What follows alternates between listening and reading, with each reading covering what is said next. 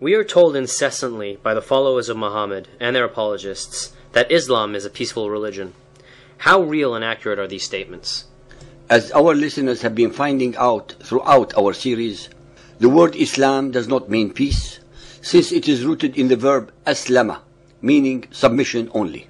Most important of all are the pictures that people around the world see on a daily basis from all over the globe regarding beheadings, suicide bombings, stoning to death, rape, abductions, slaughter, mutilation of the dead, the use of civilians as human shields, hangings, throwing people alive from high buildings, plus more similarly depraved acts that actually require not many further comments from us regarding the peacefulness of the cult of Muhammadan Islam. We must add more to the above. Pictures of little Muhammadan children being indoctrinated in schools and mosques with hating all so-called unbelievers, 80% of humanity, all Christians, Buddhists, Hindus, animists, Jews, atheists, Sikhs, Baha'is, etc., etc., with some of them wearing simulated suicide bomb straps. It was Muhammad who, 1400 years ago, unilaterally declared total and eternal war against all those who do not believe as he and his followers do.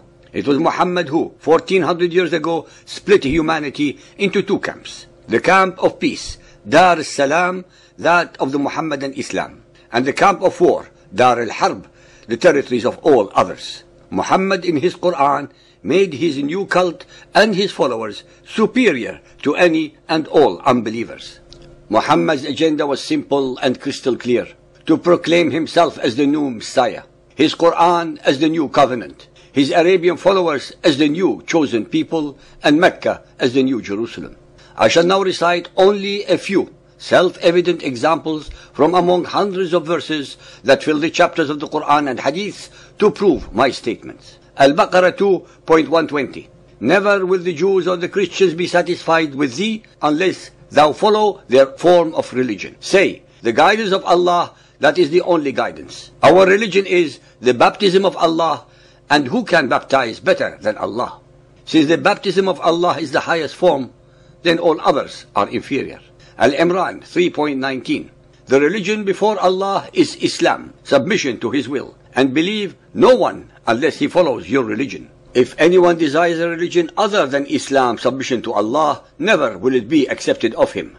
The earlier two verses are elitist, discriminatory and racist, and are actually the precursors to Hitler's Deutschland über alles. Al-Ma'idah 5. This day have I perfected your religion for you, and completed my favor upon you, and have chosen for you Islam as your religion. Al-Tawbah 9.29.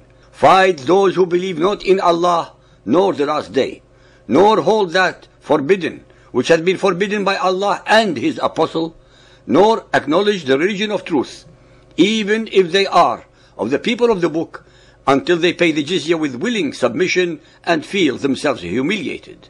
Even though the people of the book preceded Muhammad and his Quran in their belief in the one and only God of Israel and Jesus, nonetheless, Muhammad demands that they are treated with utter contempt and subjugation because they do not believe that he is the Prophet of Allah. Al-Tawbah 9.33. It is he who hath sent his apostle with guidance and religion of truth, Islam, to proclaim it over all religions, even though the pagans may detest it. Again, the declared and unambiguous superiority complex of Muhammad is crystal clear. Al-Hajj 22.78. And strive in his cause, jahidu, as you ought to. He has chosen you and has imposed no difficulties on you in religion. It is the cult of your father, Abraham. It is he who has named you Muslims, both before and in this revelation. It is he who has named you Muslims both before and in this revelation has only one meaning: that the Arab people who followed the earlier revelations, the Jews and the Christians of Arabia, are also called Muslims, just like the followers of Muhammad, since they were the first to submit to the will of the one and only God of Israel and Jesus. Al-Fath 48.28. It is he who has sent his apostle with guidance and the religion of truth, Islam, to proclaim it over all religions, and enough is Allah for a witness. Al-Saf 61.9. It is he who has set his apostle with guidance and the religion of truth, Islam, that he may proclaim it over all religions, even though the pagans may detest it. Sunan Abu Dawood 4310, narrated by Abu Huraira. The Prophet said, "There is no prophet between me and him, that is Jesus. He will descend to the earth. When you see him, recognize him, a man of medium height, reddish fair, wearing 2 light yellow garments, looking as if drops were falling down from his head, though it will not be wet. He will fight the people for the cause of Islam. He will break the cross, kill swine, and abolish jizya. Allah will perish all religions except Islam. He will destroy the Antichrist and will live on the earth for 40 years, and then he will die. The Muslims will pray over him." Can any sane human being explain this drivel? Now we come to the masterpiece of tolerance, the Charter of Umar, which does not leave much to the human intellect. In the name of Allah, the Merciful and Compassionate. This is a letter to the servant of Allah, Umar ibn al-Khattab, commander of the faithful, from the Christians. When you came against us, we asked you for safe conduct, aman, for ourselves, our descendants, our property, and the people of our community, and we undertook the following obligations towards you. We shall not build in our cities or in their neighborhood new monasteries, churches, convents, or monks' cells. Nor shall we repair, by day or by night, such of them as fall in ruins or are situated in the quarters of the Muslims. We shall keep our gates wide open for passers-by and travelers. We shall give board and lodging to all Muslims who pass our way for 3 days. We shall not give shelter in our churches or in our dwellings to any spy, nor bide him from the Muslims. We shall not teach the Quran to our children. We shall not manifest our religion publicly, nor convert anyone to it. We shall not prevent any of our kin from entering Islam if they wished it. We shall not seek to resemble the Muslims by imitating any of their garments, the turban, footwear, or the parting of the hair. We shall not speak as they do, nor shall we adopt their kunyas. We shall not mount on saddles, nor shall we gird swords, nor bear any kind of arms, nor carry them on our persons.